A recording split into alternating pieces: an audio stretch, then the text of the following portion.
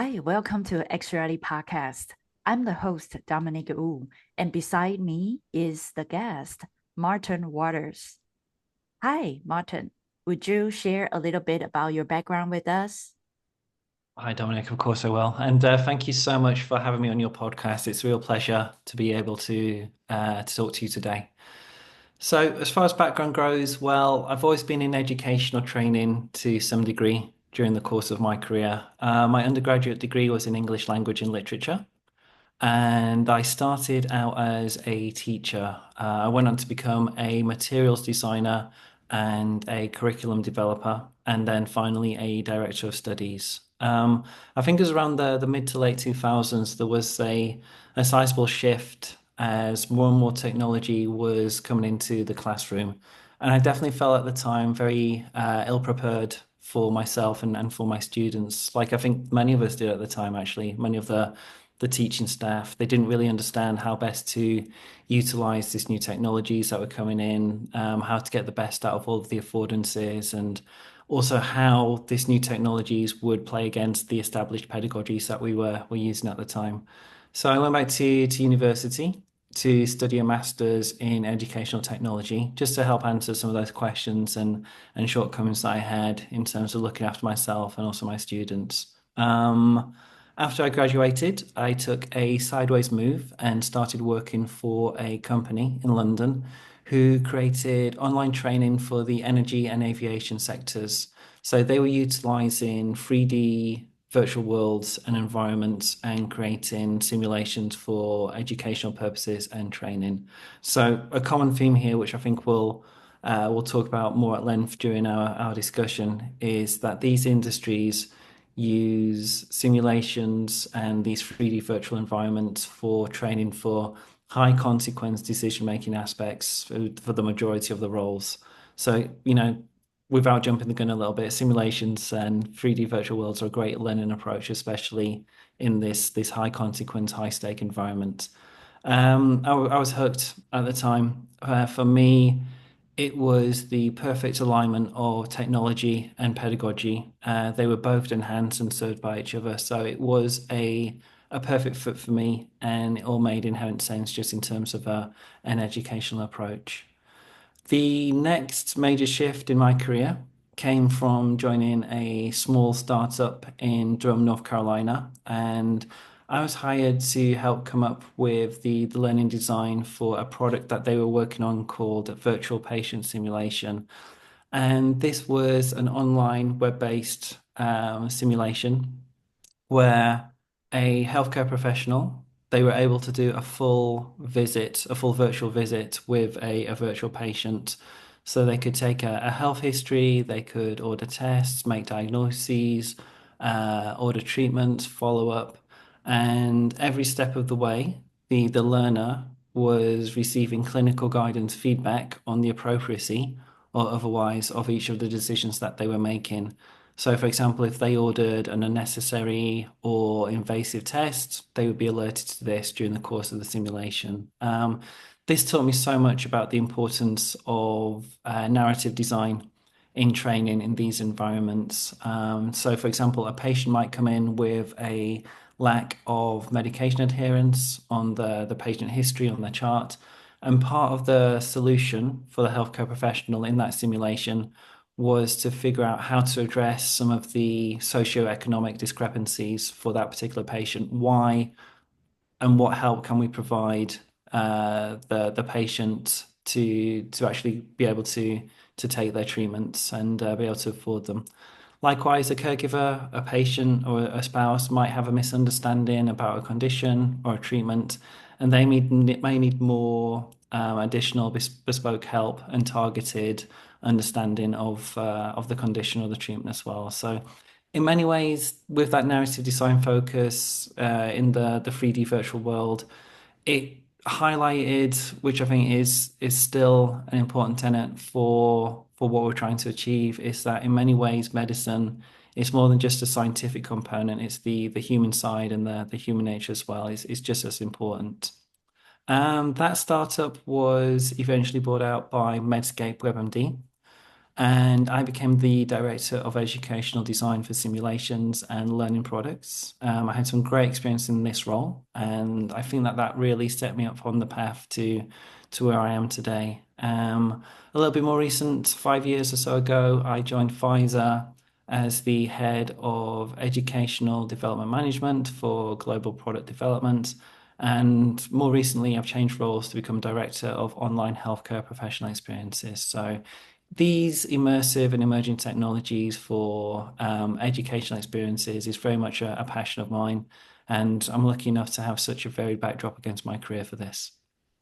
Wow, this is a very interesting background because you were from teaching, right? You were a teacher, and then later on, you start doing more like an immersive training, and then you join healthcare, and then start creating more and more training. So, what's the difference between, for example, like traditional face-to-face training or online training, right? You see like there are a lot of like slideshows and versus like a 3D immersive. We all know that 3D immersive people more like active learning or adaptive learning, right? I mean, right now I'm in my master degree, which I'm learning curriculum design, online remote learning. So, and I currently is a adjunct professor teaching coding, coding for designers and artists in community college.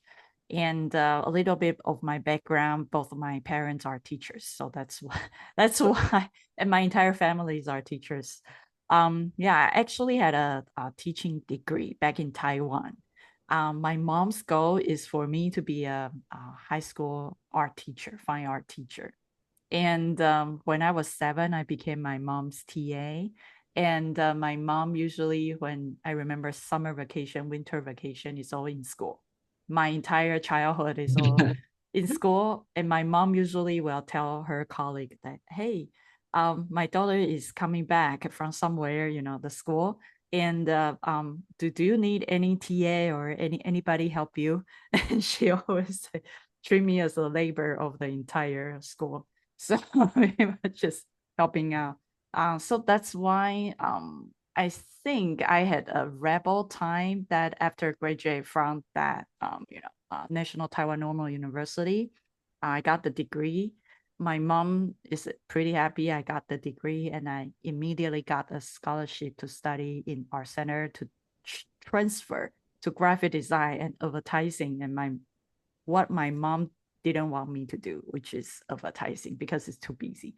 Yeah, and after all those like crazy stuff and even get into XR, work for Meta and Walmart, and then I mean during you remember 2021, right? There's a big layoff time, and I start wondering, well, what can I do? And I go back to education. So Mhm. it's like we all kind of like XR and education at some point. And for me, I'm also like very interested in learning about your pedagogy and the technology because right now I'm also teaching and I'm teaching XR as well. But you are more like using XR for training, and I'm more like Mhm. teaching how to create content. So Yeah. it's yeah, so it's quite similar, but in different sections. Cool. So, um, yeah, what do you see, for example, like you had different roles. What do you see the AI role in shaping education experience? For example, like right now I'm currently an AI fellow for California Community Colleges, kind of chancellor's office. So, which the interesting thing that I noticed is that a lot of teachers even when I was in the kind of like a academic senate, like a meeting in community college, a lot of teachers were saying like, oh, we don't want students to cheat, right? Mhm. Because they will cheat, and usually the teacher will say this assignment cannot be done by Gen AI, or whatever you do need to put Gen AI, how you did it, give the process. as for training, and what do you see AI's role in this like education area? Thank you. That's such a valuable question, and it's always pleasing to hear someone else with such a passion for the educational component. I think XR especially. It has so many much more intelligent, capable programmers, designers than I'll ever be. I think where with people like us with our background, so we can add that value is the humanization of the platform, and just remembering that a student-centered, a human-centered, a learner-centered approach is going to be giving valuable regardless of the technology or any of the additional bells and whistles that apply for the platforms. And yeah, this is such a hot question right now, isn't it? How AI is going to influence education. I've been thinking it from this a little bit more, just in terms of how AI and XR can complement each other, and how that would look in the modern learning landscape. And I think it's fair to say that the both AI and XR are both powerful technologies on their own, but I think if you put them together, especially for that immersive sense of educational design, I think it's not an understatement to say it could potentially revolutionize education. And you picked up on one of the factors, that personalized nature. I think the other is the adaptive as well. So I think they can create this sense of a truly personalized adaptive learning environment. So AI could, for example, analyze vast amounts of data generated within the XR environment to really understand individual learner behaviors and preferences and knowledge gaps all in real time. So this would enable the XR experience to adapt dynamically on the fly to provide that tailored content, the feedback, and challenges that optimize the learning outcomes for each student on an individual basis. Yeah, and as for AI, do you think that, for example, like you also in the healthcare sectors, how do you think about like AI? For example, like people are worried about AI might, steal your data or anything. Do you have any thoughts about like how like what types of ethicals that AI need or integration to make sure that the healthcare and AI can merge seamless, like merge well.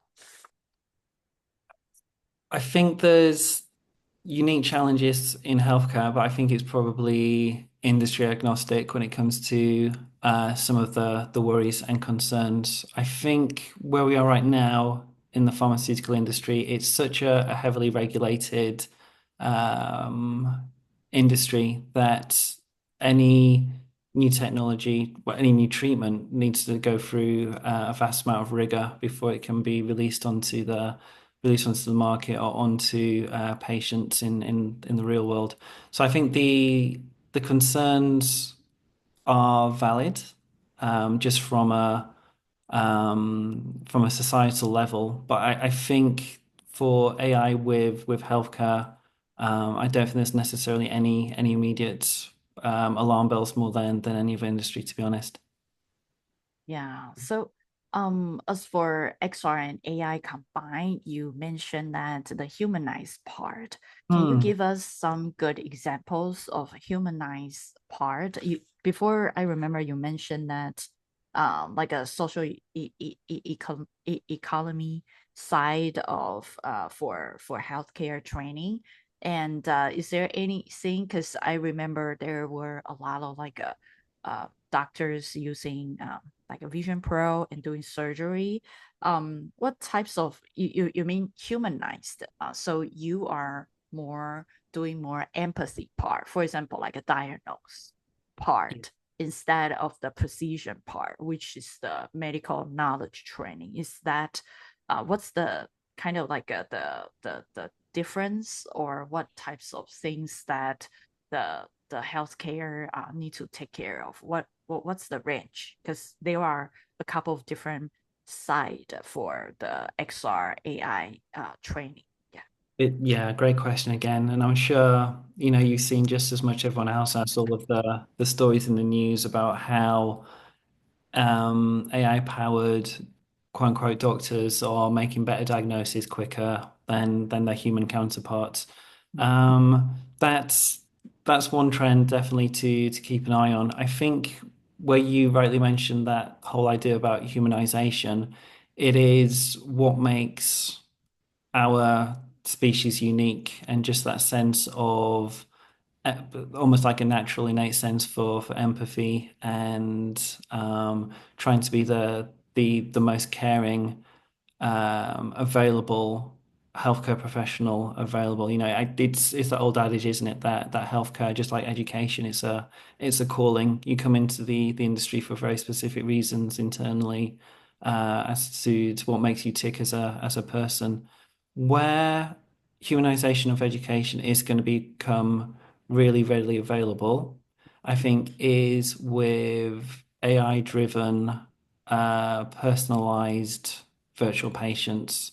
So AI can create a virtual avatar or a virtual patient, which would adapt to the learner's individual communication style, the way that they present information, based on the individual's learning preferences, learning styles, and just that ability to foster more of a comfortable and effective learning interaction. So it gives the learner, the healthcare professional, that opportunity to really hone in on the bedside manner, which in many ways has become a lost art, especially in the US, just in terms of the short period of time that the physician has with the patient. So this ability to really create connection, be able to explain complex medical information, all of that can be enhanced through training with these AI-driven avatars. And again, Dominic, I think it goes back to that whole idea of that narrative design. 3D virtual worlds are such a great storytelling environment. And I think that's going to be readily apparent as well as we move on to more AI-driven education. Yeah. So you mentioned that for uh, AI and XR, it's really good to create an AI-driven avatar for doctors to learn more about how to communicate with that AI-driven avatar, right? Mhm. And also um, learn more about how to diagnose, and maybe there's a grade for the, or like a reflection for the learner to learn more about how I perform, like instant feedback. Yeah. So you mentioned that AI driven avatar, for example, like for the patient, and also there are a lot of like interesting ways for that's we can always go back to education. For example, like a AI tutor, right? I Mhm. remember recently I saw there's a school called Alpha School. It's in Austin, Texas. The Alpha School is for K-12, and the way they structure the the learning is very interesting. It's like the students go to school or somehow a class, and first 2 hours they just learn 2 hours of academic with computer and AI, just intensively learn for 2 hours, and the rest of the time they don't have teacher, they have facilitator and come into class and then take the student out to the real world to find the real world problem, and then later on come back figure out solutions and pitch back to, for example, shop owner, or figure out the real problem. And I was like, wow, this is totally entrepreneurship types of learning.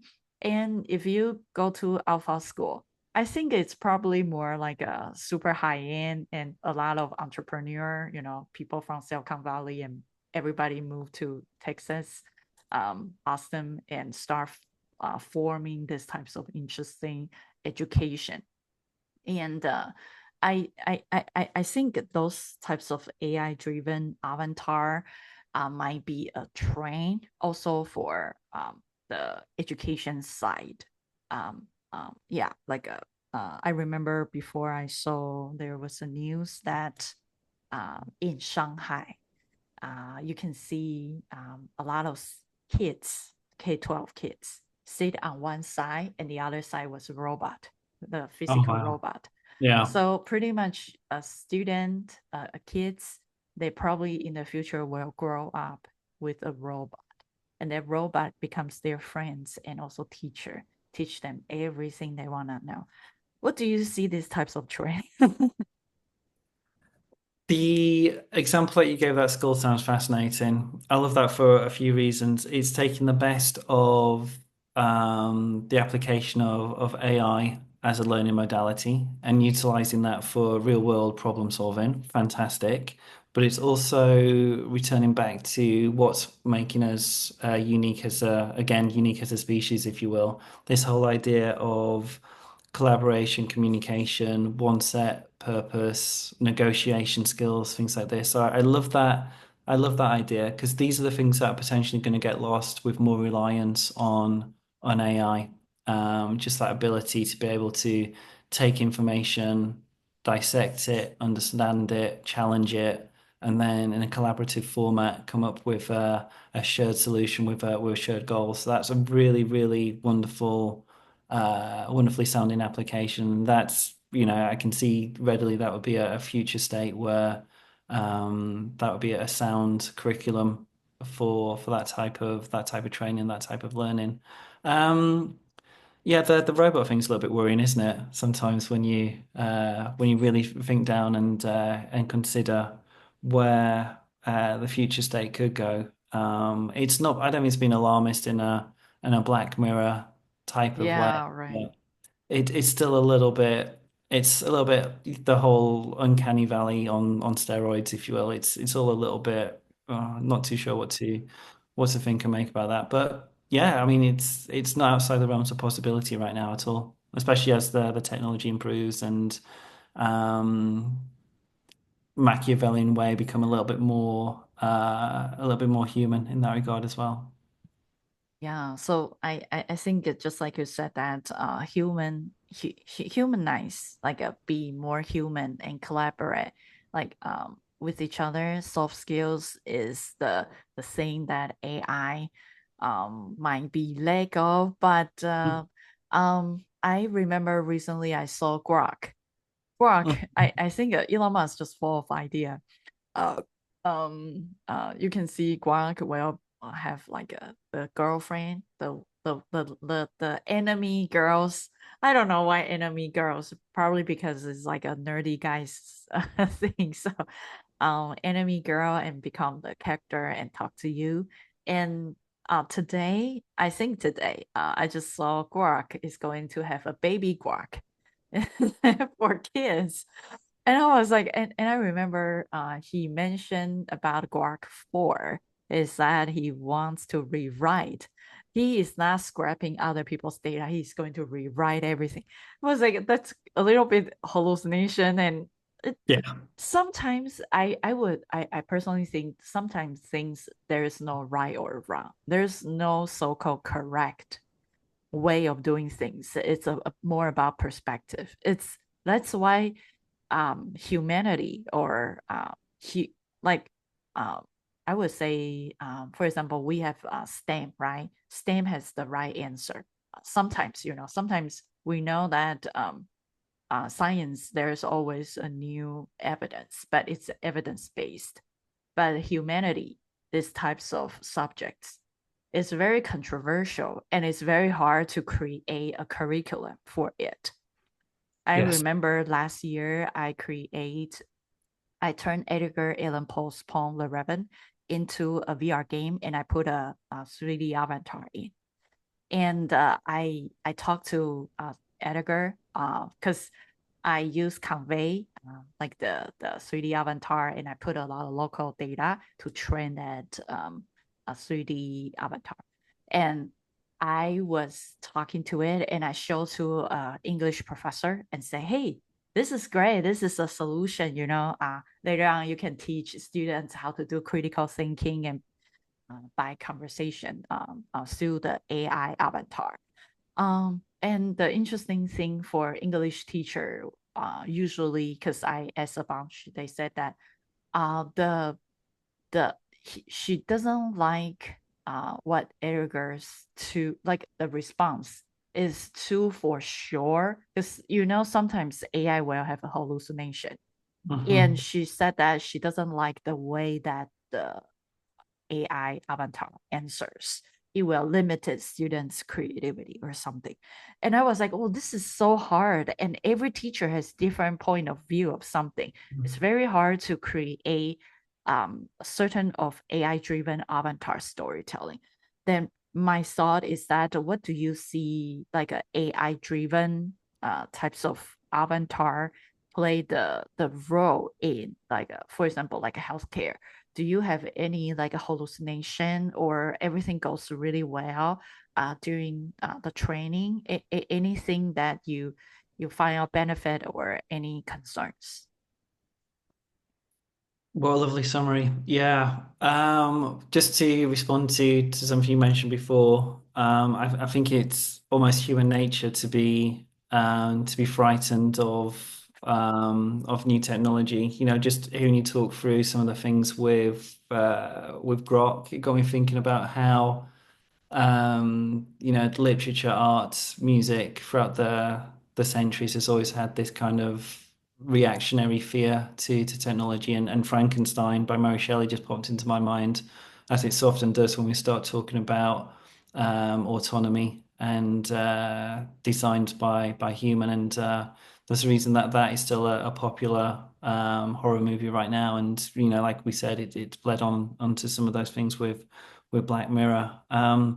Interestingly enough, when we did the virtual patient simulation, a big joke that we had as well was that we'd need to create virtual lawyers with virtual lawsuits for virtual malpractice cases as well. So it's apparent, isn't it? Just this whole where does it stop, and how people are scared of the change and the challenges with incorporating technology, not just into the economic situation, but also for the educational one as well.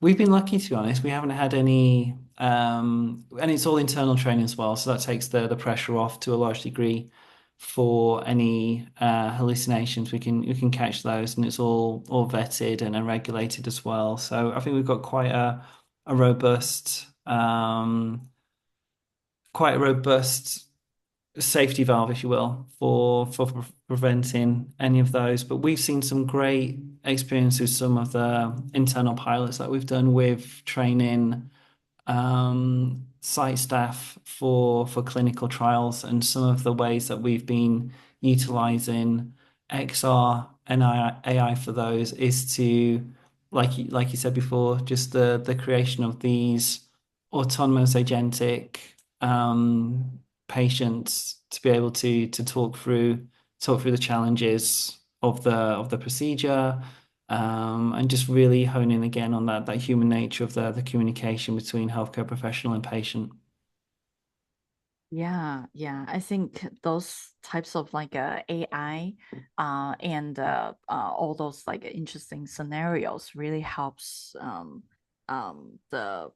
um, kind of like a AI-driven avatar can help us to train and get more like a meaningful ways of engagement. What do you see that how do you design an engaging education experience? For example, like what types of what types of design principles are crucial that when creating XR education content that ensure meaningful engagement and learning outcomes? I think again, it's almost, I think what is good pedagogy in general is good pedagogy and educational design in AI and XR as well, sorry. So where it really shines though is this idea of designing for adaptive content delivery. So AI can analyze the students' interactions with the content to identify specific areas of strengths and weaknesses, And based on this analysis, the AI can dynamically adjust the learning path, which I think is incredible to consider. Just that really bespoke, personalized challenge for the student. So if they're excelling at something, we can build on this or offers additional support or alternative explanations for concepts that may be a little bit more difficult. So I think that's one area to consider when we're designing our experiences. And I think going back to, virtual world training, which has been around for 15, 20 years, this whole idea of situated learning, communities of practice, I think that's going to be apparent still for any of the XR AI interventions that we can produce. The other big thing I think is it's almost like the other side of the coin with the adaptive content delivery, the personalized feedback and assessment. I think that's going to be huge as well. So that immediate personalized feedback of a learner's actions within the environment, specifying or highlighting errors or suggesting areas for improvement, the analyzation of patterns in a student's performance, to provide these insights, personalized insights into the learning style and recommended strategies as well. I think that's going to be huge in terms of the educational design. But yeah, things like situated learning, communities of practice, constructivism, all of these are going to be really good approaches for an XR AI stroke intervention for this one. Yeah, you mentioned that for adaptive learning and more like active learning, and also AI can do a lot of like a data analysis and more like giving like a different challenges according to students' levels. So I think all those are really good for the new XRAI types of like a design principles. Yeah, so um, how do you address complex problems through XR? For example, can you discuss a complex educational challenge that was effectively addressed using XR and AI, and what types of like training make XR a suitable solution for the context? The best one that I've seen that we worked on, this is going back a few years, so it would probably be quite nice to revisit it with some of the more mature technologies now. It was a piece of education around the heart. So it was a full-on immersive experience, a 3D model of the heart, and it showed the influence of various diseases on the heart and how this changed performance. It was multidimensional in the sense that it had sound and we also had haptic feedback as well on the heartbeats. So it was a full-on immersive learning experience with it was a live training event as well. That was the plan. So that would have been really cool having a world-class cardiologist being able to talk through that piece of training with a shared experience of looking at this heart and seeing how um, various conditions interacted and changed the performance and how it changed and where it changed and even being able to apply treatments and see how the outcomes would change this way. So it's again, if you think about that from more of a um, non-digital analog type of training, the the principles remain the same. You have a set scenario, you have a potential facilitator or expert being able to talk through the changes, where to show the learning. Where XR and AI provide value is it just provides that additional immersive layer of both context and also the the understanding of that environment. So I think that's where it should excel. But it's the same with any training, Dominic. I'm sure you've come across this yourself. It has to be fit for purpose. You can't just say, I want to do an XR intervention on X, Y, and Z. You really need to do pardon the pun, you need to do the homework first of all. You need to work out the learning objectives, what the KPIs, the OKRs are going to be for the intervention, and then you need to determine whether XR is the best fit. And I think again, if you're looking for something collaborative, community-based, immersive, engaging, something that can provide adaptive, personalized, bespoke feedback, if it can facilitate collaborative learning, personalized instruction, a review of individual learner's behavior, then it's going to be a good fit. I really, really, really, really do think that one. Yeah, yeah, I agree with you that there's a purpose. It's not like, oh, I want to create some interesting avatar out of nowhere, like more like a developer trying to test out the technology. I think a lot of XR right now is more like the industry pretty much stay whatever they are doing the training, for example, slideshow, the PPT, PowerPoint, and keep doing those types of slideshow Mhm. which people just don't feel engaged. And for XR, it's more like a creator and also developers hype. We we know the technology and we want to showcase, wow, how cool it is, but nothing really help the industry. Is more like our imaginary. So I think working with subject matter experts is very important and understand what's, for example, in your saying it's more like a learning objectives, or Mhm. in community college is called student objectives. It's like a student learning objectives. It's the same. So yeah, so I think just like you said that we need to have a goal, right? So and then immersive. Do we really? Because sometimes we will think like, oh, AI might be suitable for a lot of fields, but XR is more like the visualization for the AI. Sometimes we need it, sometimes we don't. For example, like I remember before I interviewed Charlie Fink, he mentioned that XR in entertainment is just a genre. It's not really take over everything and become its own, like the next thing. It's more about one genre. And for XR, for example, like when driving, so we don't really need a map always in front of us. But like for driving, I would argue that in the future maybe there's a self-driving car. So we need visual for entertainment in a car. But right now for Google Map, it's good to sit on the 2D screen. So XR solution is not necessarily for every scenario, but some Mhm. of them are good. For example, like simulation training, such as medical, military, and Yeah. also I personally think STEM is probably benefit more than the for example like a literature or uh, some human types of subject, humanity types of subject, just because it's easier to produce.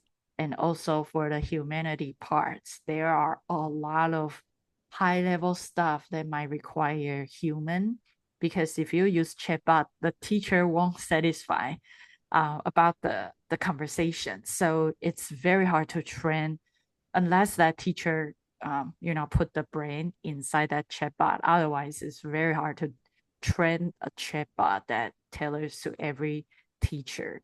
So yeah, so I do really agree with you that we need to see what's our goal and not just like, oh, everything is default XRAI, right? Yeah, I love that. Thank you for sharing that. It's a tool. It's a tool in our arsenal that we have for training. Yeah. So similar to what you mentioned about the genre. I love that. That's a really nice summary. Yeah. And what's the present and the future of XR AI in education? So now you share with us a lot of, like, for example, avatar driven for doctors to train, training how to diagnose and how to communicate with the patient in virtual reality.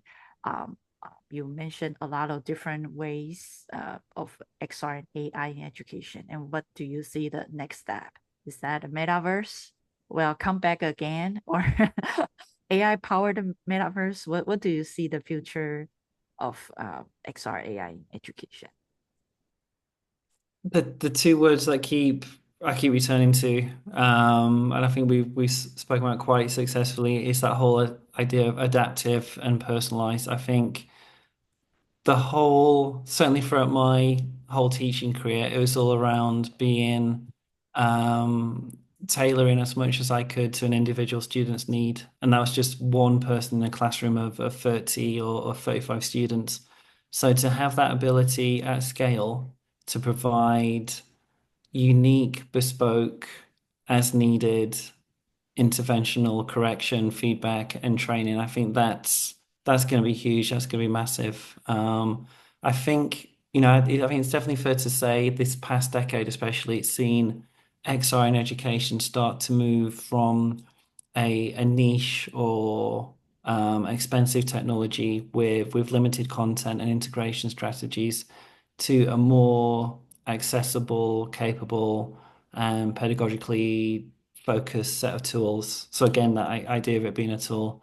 I think that the current landscape, which is going to lead on to the future, is going to be characterized by increasing investment, the integration of AI with XR for that personalized learning, and a focus on collaborative learning environments on a virtual basis. So I think it's just time really for that growing recognition of XR's potential to create these engaging and impactful educational opportunities. I think that's where it's going to go. What it's going to look like, very, very, very difficult to say, but I think with those theoretical educational underpinnings, I think we're definitely on the right route to achieve some great things. Yeah, yeah. I think what you say, yeah, is pretty much like everything need to fit the like education goals, right? And also XR and AI just a tool. They are just tools. It's not Mhm. like we do the opposite. Everything, for example, like there's something called AI native, and the other thing is called AI, uh, kind of like you enhance AI on top of your curriculum.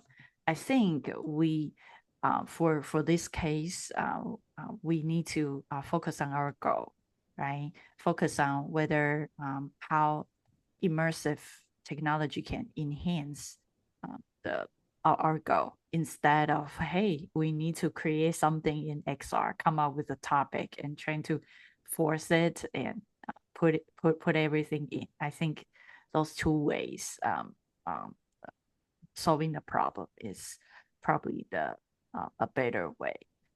Cool. So Absolutely. what's the one thing you'd still like to share that we haven't touched on yet? Thank you for asking. I think it's more of a summary of the conversation, which I've really enjoyed, by the way. It's been really interesting to hear your thoughts and feelings around the current state of the art and just to learn from you. So thank you for that as well. I think the key takeaway or the thing to remember is that whole idea of remembering what makes us human. So the collaboration, the empathy, um, the ability to collaborate to solve a common problem, the critical thinking skills. These are only going to become more and more relevant and important as we move on with the influence of AI. So by having our learners be set up to be experiential by providing these experiences and concepts that enable them to be abstract or that might be abstract or inaccessible in the real world. It enables them to develop a deeper and more intuitive understanding of the subject matter. So it's not going to go anywhere. It's not going to go away. So we just need to harness it and ensure that we're doing the best for our students in an ethical manner as well. So yeah, I think that if there's going to be a call to action, it's just going to be for champions to consider and remember that it is a tool for a means to an end. It's a powerful tool, but at the same time, it needs to be used for the learning in an appropriate way. Cool. Yeah, that's it for this episode. Thank you for listening. We release episodes weekly. If you enjoy this conversation, check out our other episodes on Spotify, Apple Podcast, or YouTube. Support us by giving us a follow and a 5-star rating, or subscribe to our channel and give this video a like. Thank you, and see you next time.